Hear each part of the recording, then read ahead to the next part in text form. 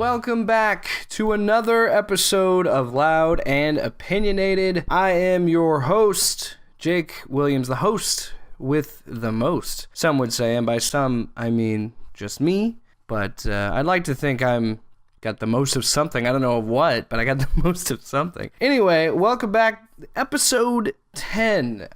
This is funny because I had this whole episode planned, and then I almost scrapped it because I was like, oh no, this is coming out the day before Thanksgiving. I should probably do something special, do a Thanksgiving thing. And then I realized by the time this goes up, there's already going to be an article about Thanksgiving up on loudandopinionated.com. So if you want to read that article, and I really defend Thanksgiving. Instead of dedicating a whole episode of the podcast, I actually go out of my way to defend the holiday in the written form up on loudandopinionated.com. And I'll be honest, I don't know if I could give you a whole episode about Thanksgiving. As much as I defend that holiday and truly do enjoy that holiday, I think I love it because how American it is. This is solely a holiday for this country. Nobody else really does this. And I love it. But at the same time, I'm not even going to dedicate a whole podcast episode to it. And to be fair, I probably think most of you don't care about that. Because how the hell am I going to talk about Thanksgiving for 45 minutes to an hour? I'm struggling even talking about it for 2 minutes right now to start the show. But anyway, yes, I have an article up on loudopinionated.com talking about Thanksgiving and all the good times to be had with the holiday. Speaking of loudopinionated.com, I gotta mention it every single show. It's something that can't be understated. I love this website, and I want you guys to visit this website. So chances are you already are on the website if you're listening to this there. Thank you. That does mean a lot to me. But if you're not, go check it out. We got tons of great article and content, not just from me, but from Derek. We've got some other outside contributors who help build this brand. You can also be a part of it. Just email us, beloud@loudandopinionated.com. That's where you can get, I was going to say put on the air, but you won't be a part of the show. Although if you do, if you have experience with that, feel free to email me. But you can be a part of the brand of Loud and Opinionated and part of what we're trying to do here. So yes, loudandopinionated.com. There's also a big update coming to the website soon, very soon.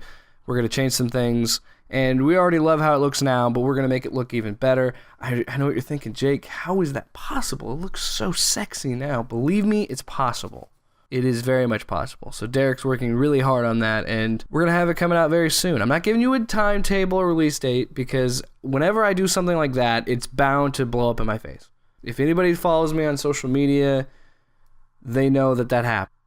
Anytime I announce something or try and do something fun, something happens and things don't come out on time, I'm not going to jinx it. So I'm not going to give a release date. But very, very soon, an update is coming to loudandopinionated.com. And hey, if you're not listening to it on the website, that's fine. There's many places you can listen to Loud and Opinionated, including we are up on Spotify. So I know maybe not a lot of you listen to a ton of podcasts or have a podcast app. That's fine. Because we have Spotify, and I know everybody has a Spotify, not Apple Music, Spotify. That's where everybody goes, okay? Let's be honest. So yes, we're up on Spotify. We're also up on iHeartRadio. So if you have that iHeartRadio app, you can listen to us there too. And of course, we are on iTunes, SoundCloud, pretty much anywhere you get your podcasts, we are up there. So without further ado, let's get into the main topic of the show. Now, these two topics are kind of a part of each other. This is going to sound weird. They work together. You can't have one without the other. It's like love and marriage. Throwback joke to a Sinatra song. I know people might know this. I haven't checked their demographics, but I feel like some people might know that. So yes, first topic. I want to talk about MoviePass. I've had MoviePass since April of this year, and it's something that I am very happy to have. I love MoviePass. And people made fun of it in the summer because it's just hemorrhaging money at this point. Well, at that point, it's even worse now. But yeah, it's something that I think I did write an article about it on loudandopinionated.com. I never published it. But this is something that I thought was revolutionary for movie going. I'm someone who loves to go to movies. And I'm fortunate enough that where I live, that movie tickets aren't incredibly expensive. And I used to go to them a lot because I've always got to see when the new superhero movies come out. Ashley, she loves movies just as much as I do, so it's always a good date night for us to go out to the movies and have, a couple drinks and some popcorn and watch a movie. So Movie Pass was a no-brainer for me to get because it's a very simple premise. You pay $10 a month. You go see movies, have a great time. Granted, I spent, I think, $90 for the whole year, so I still got this baby until April of next year, so I'm going to ride it out to the bitter end. But yeah, I've had no problems with it the whole time I've had it. Even when all the stuff was happening in the summer and all the weird Uber-type surge pricing that they had, I live in a market that's not like LA or New York or one of these really big cities like that, so I didn't run into those issues. It was just fine until last Friday night. The missus, even I use terms like that, like missus, the old lady, those old-fashioned terms, as if we're married. We're not. Someday we will be, but I feel married already, and I love her to death. I want her to know that, because I know she doesn't listen, but in the off chance that somebody, like one of her friends does listen to this, it's not a bad thing. I love her very much. So her and I, Ashley, are going to we wanted to go see Overlord. We saw the trailers, heard good things. I actually have a review of that movie up on loudandopinionated.com.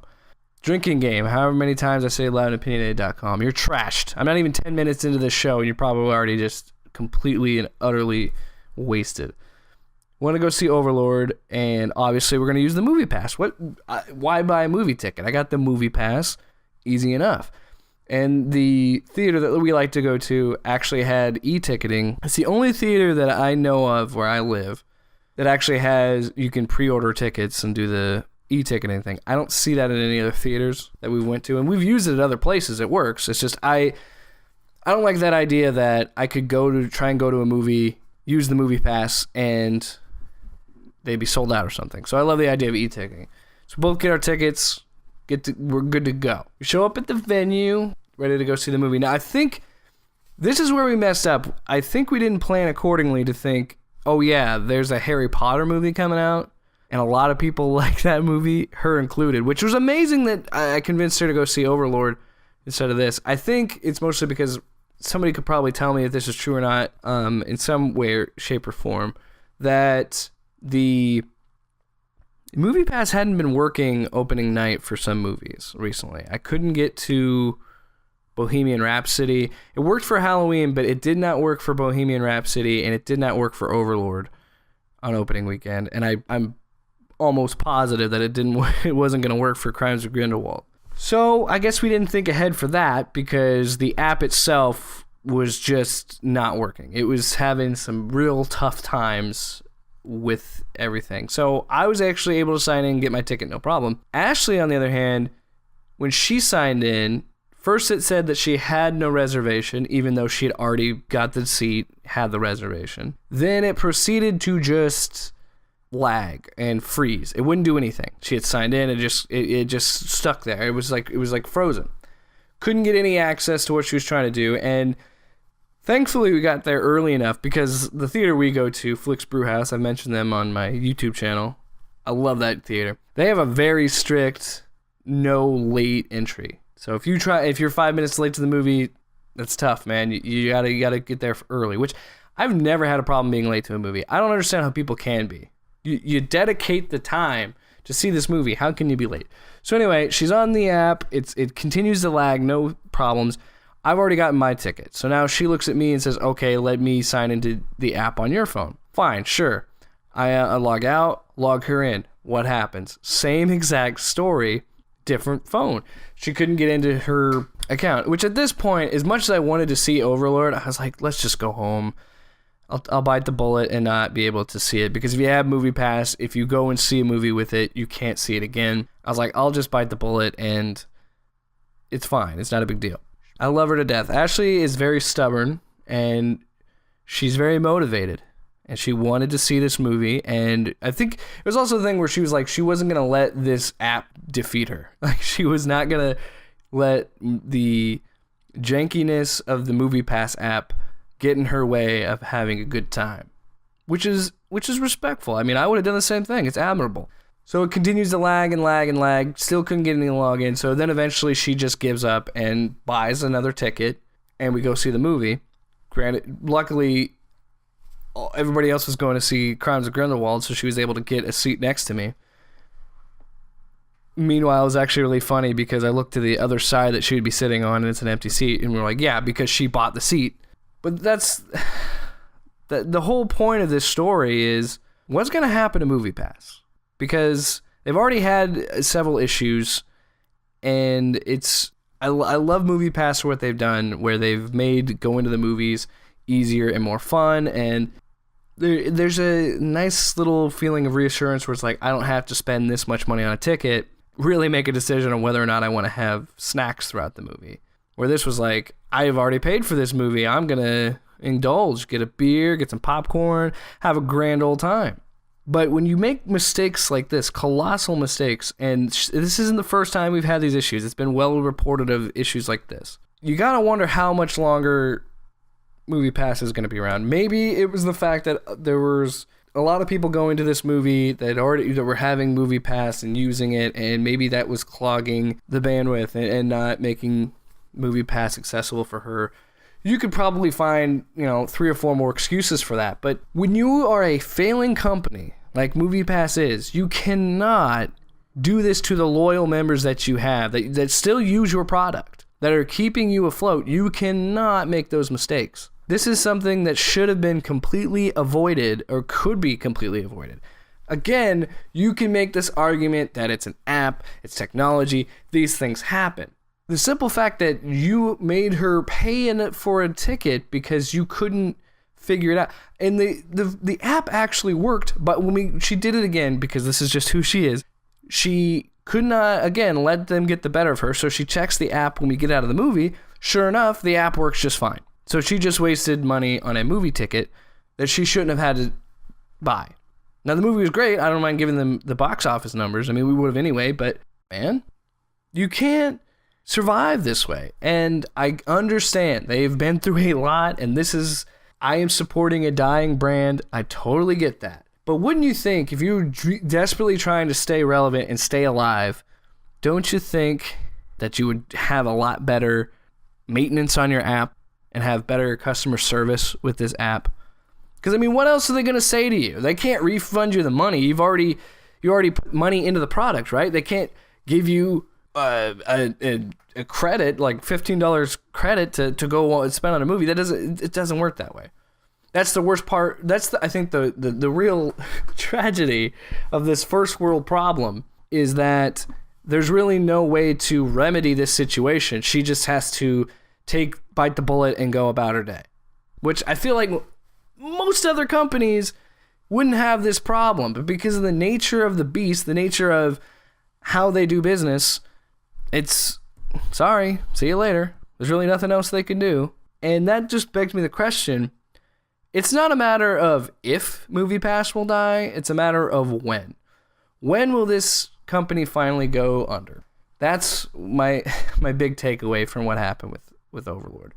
Now, it might seem like I'm just going to keep trashing MoviePass.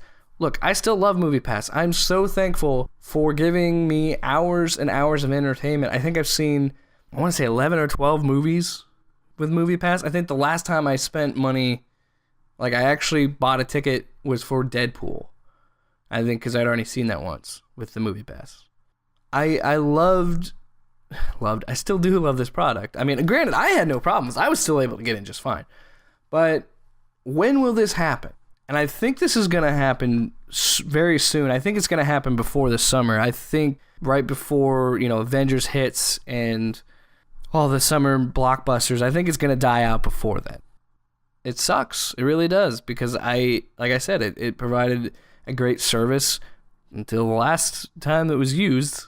And now I want to spend the rest of this time during this topic, while I'm very angry with that, and I know it's going to die soon. It's like when your dog gets old, when your dog gets up there like 14 or 15, you love them to death, and you're going to be there forever, and you're going to hold out to the bitter end, but you know it's coming, so you're kind of already going through the 5 stages of grief. I've been going through the 5 stages of grief of MoviePass since July. I think I'm ready. To move on. So now I want to give a swan song, like a eulogy for MoviePass. It's not dead yet, I know, but I want to give a little eulogy for it. I don't think as a society we were ready for what MoviePass was going to provide. A simple fee, something easy to access. $10 a month. Unlimited movie viewings once every 24 hours. Granted, it's changed. I think they changed it to 3 movies a month, which I think they did to me last I checked. Something so simple, something so easy. I don't think we were ready for that. I think we were still accustomed to spending the ticket prices and going to see these movies. And for the most part, when movies go to theaters, they are worth it. I'm currently writing my best movies of 2018 for loudandopinionated.com. Take a shot. And I got to tell you, it's getting harder and harder. There's so many good movies out there. And you know why those movies are possible? Because of MoviePass. It was something for movie lovers, for movie buffs. This was a product made for a guy like me who loves having that experience, seeing the big screen, feeling the sounds and the sights to everything to behold. And now, more recently, getting a beer. Dude, we live in a great time to go see movies. Now we live in an era where it is commonplace for you to have a leather recliner and a beer. If that doesn't make you proud to be an American, to partake in this events of movies with a beer, some popcorn. Dude, you could order a whole freaking pizza if you want to. And MoviePass made it possible to say, you know what? I didn't spend money on a movie ticket, so you know what I'm going to do? I am going to buy that pizza. I am going to get those pretzels. I am going to get that hot dog. I will have another beer. Actually, yeah, Ashley's driving. I'm going to have another beer. MoviePass did a great thing for us. It provided a great service up until last week. But they provided something that I think a lot of moviegoers wanted and movie buffs want. And it keeps showing and it keeps shining through because you're seeing AMC with their AMC Movie Club where I think it's $20 a month. You can see 3 movies a week. You get all these extra bonus awards. More and more you're seeing Alamo Drafthouse is doing it. You're seeing more and more theaters provide a MoviePass style service. It's like I mentioned streaming services last episode. This is what that is. They are the Netflix of subscriptions to go see movies. At the end of the day, I think this will be the new norm. It's already starting to happen that way. I think, yes, there will be people that aren't like me and don't see 3 or 4 movies a month because they love them. They might just go, they're casual moviegoers, so they'll go see it with their wife or husband or whatever. Maybe take the kids out to go see the new Pixar movie or Disney movie. Not The Grinch. It's a whole other thing, but I haven't even seen the movie, and I can already tell I'm not going to enjoy it. It's just whatever it is about Illumination Studios, that company. I think they do great. They provide a great service to children with their target demo. They do a great job. Me, I can't take it. I've seen The Secret Life of Pets way too many times. I'm getting off on a tangent. MoviePass, I'm thankful for the time I have with it. And I'm going to end up probably doing the AMC thing, mostly because I don't believe I live by an Alamo Drafthouse, which is tragic. But I think I'm going to go more towards the AMC route. And, I mean, it's $20 is a little steep. If there's a yearly subscription, I'll definitely do that. That's the thing I think I loved most about MoviePass was I spent the $90 one time, didn't have to worry about it again. I will miss MoviePass. I will. So the next topic of discussion, I said how they're kind of related, and they are related almost intimately. I want to talk about movie theater etiquette. And as someone who already went to the movies a lot, with MoviePass, I've seen a lot more movies, gone to a lot more movies, and I gotta say, we need to talk. It's 2018. We have got to be better human beings. It should not be. I shouldn't even do this segment. Shouldn't have to. But you know what? This is the ranty segment. I've noticed, based on the last episode and this one, I have 2 segments. One where I'm like talking about something I like in memories and all that, and then the second part is where I just bitch. And this is what's gonna happen. I'm gonna bitch this whole time, and you can turn off the podcast now if you don't want to be taught a lesson a lecture. Maybe you've had enough of school and you don't need me to teach you something. But I got to teach some people something because it is alarming on how much I had to explain this stuff. First rule that I usually play by. I'm going to give you a list of things that I do or things that I think are acceptable, things that I will allow. And I'm not a dictator. I'm not an authoritarian on movie going. I'm not. And I'm going to sound like this douchey hipster. I mean, some of you probably think I am, but I'm not. So first things first. During trailers, talking is allowed. I'm totally fine with that. I talk through trailers. Most people do. You know why? Because quite honestly, by the time you get to the movie theater and a lot of these trailers show up, if you're somebody like me, now that's what I'm saying. I don't want to blanket everybody, but if you're someone like me, you've already seen the trailer 2 or 3 times online. You've seen 2 or 3 different trailers on YouTube. That's just the nature of the beast now. And if you haven't done that, I'm impressed because it's almost like you have to try not to see a movie trailer nowadays. It's incredible. They do so much to sell me on a movie. So yes, it is and with that going in, with that baggage, that's why I think it's okay to talk during trailers. Totally acceptable. If you get upset about people talking about trailers, I don't agree with that because you're not there for those trailers. I'm always someone that jokingly said the best thing about going to a movie, if I were to rank them, it's 1, the popcorn, 2, the trailers, and then 3, the actual movie. Still believe that, but I also like the social component to trailers. So you can still be like, I don't know if I still want to see this, or this looks stupid, or what is this? I think I saw a trailer for the first time when I went to see Bohemian Rhapsody, which I did not write a review for on the website, which is shocking to me. When I saw this trailer, oh God, I'm going to butcher this, Alita Battle Angel, I think it's called. Saw the trailer for that, had no idea what's going on. I have a feeling, did they say manga? It's based on a manga?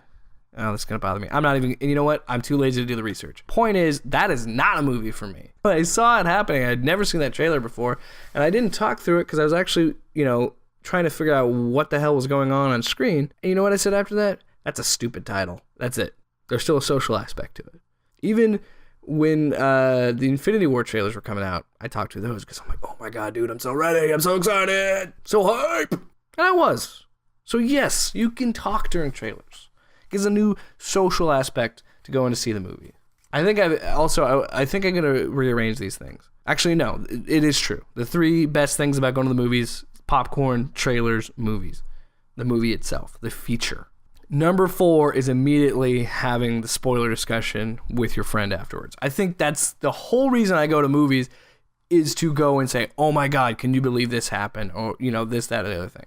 I don't go alone because, I'm sorry, it's just sad. I'm going to add that in. I didn't have that written down. I'm going to add that in. Another rule, do your best to go with someone. This is also a joke. This rule is not a real rule. I'm just messing with people. I've never gone to a movie by myself. It sounds so different and foreign to me. I have to have at least one other person with me. And I think it goes back to the idea that I want to talk immediately about that movie with someone. And I don't know. It's just the way I've never seen a movie alone. I've always seen it with at least one other person. So it sounds weird. And I jokingly say it sounds sad and lonely. It does to me at first. But then I'm also like, you know what? That's not a fair assumption. There's several people that aren't sad and lonely. They just want to see a movie by themselves. And even talking about it right now, it sounds it's sad. I'm sorry. I got to stick to my guns. It's sad. If you can't take this joke, I'm sorry. Not sorry. All right. This is my biggest one. This is the one that drives me nuts. And I hate it so much. It drives me nuts.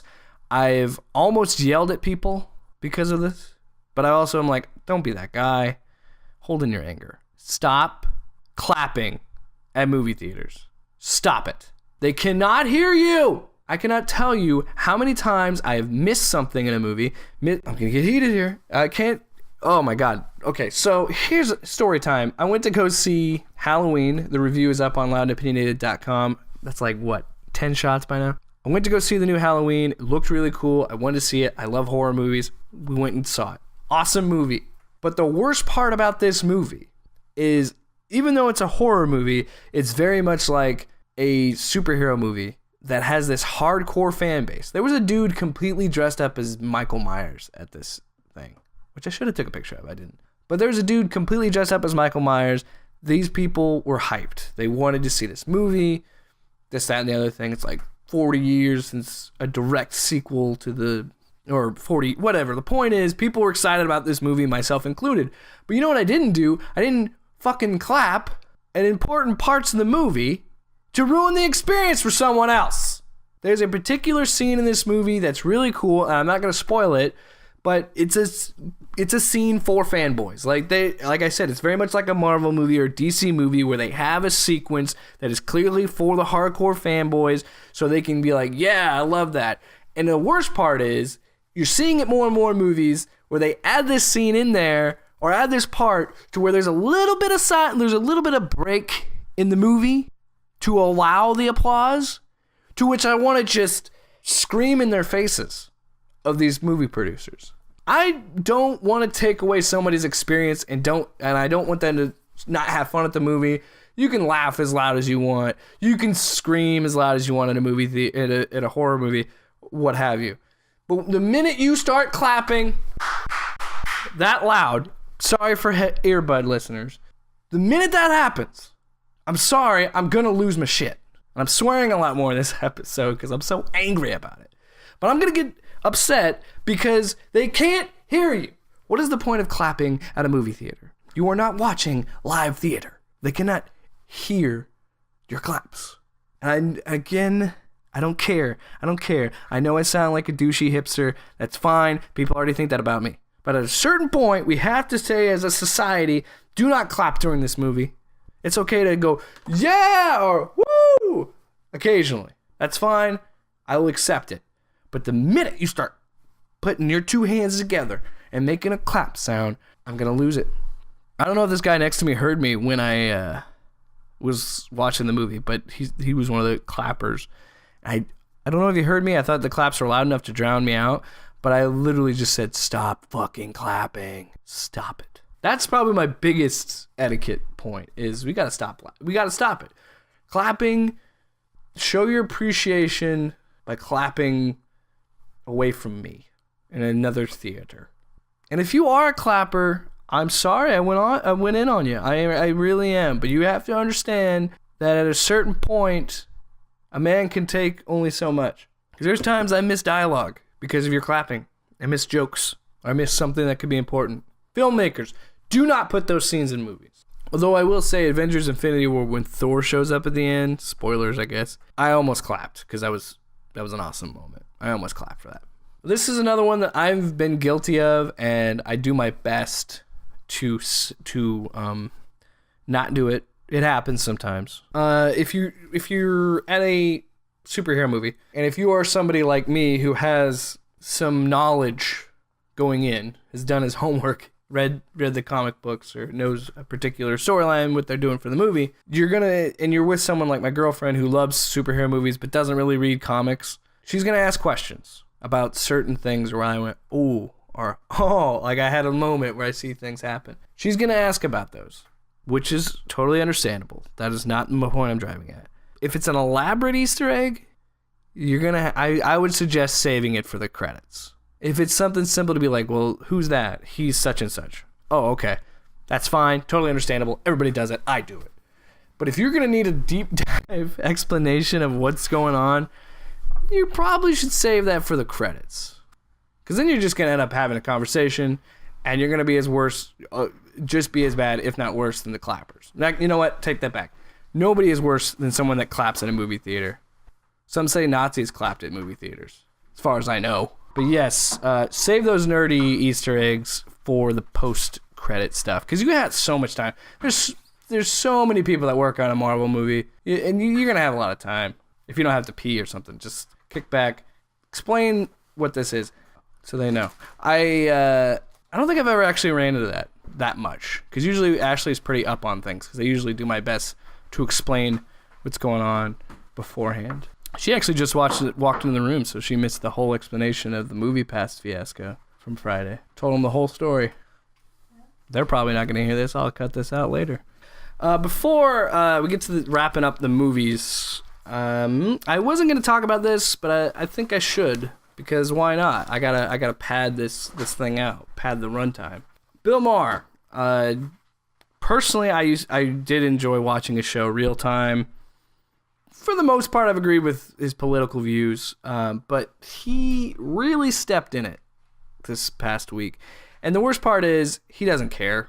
He's not going to bother himself with the people he offends by this really stupid things he writes, I guess. But, yeah, he had a blog post for his website. And this, to me, this post really was what he thought, but it was also, like, horribly just clickbait. But Stan Lee passed, obviously did a whole episode about it. Everybody knows about this. But he decided to, in a very condescending way, mock people that read comic books, saying that these people didn't grow up. And this is what the funnest connection of this, because we live in a society where adults read comic books, that's how we got our president, Donald Trump. As if that's even a reasonable connection. I think this guy is so upset at everything and everybody that he has to just make silly claims and go after people for no reason. Why go after comic book fans? Why, of all time, why do you wait until Stan Lee dies to try and make yourself socially relevant again? I think you're jealous because Stan Lee was such an icon and a titan of the industry that you're in, you couldn't help but take a pot shot at a dead guy. If you want to mock Stan Lee while he's alive, go for it. Do that. That's fine. But days after the dude dies and you mock people being sad that somebody that's affected their lives, you want to mock them for it? Oh, I'm sorry, because he wrote books that had pictures in them. Because, yeah, Watchmen, The Dark Knight Returns, those aren't legitimate pieces of art? That's moronic. Dark Knight's DC. That's not my point, Ashley. My point, so is Watchmen. My point is that comic books are art.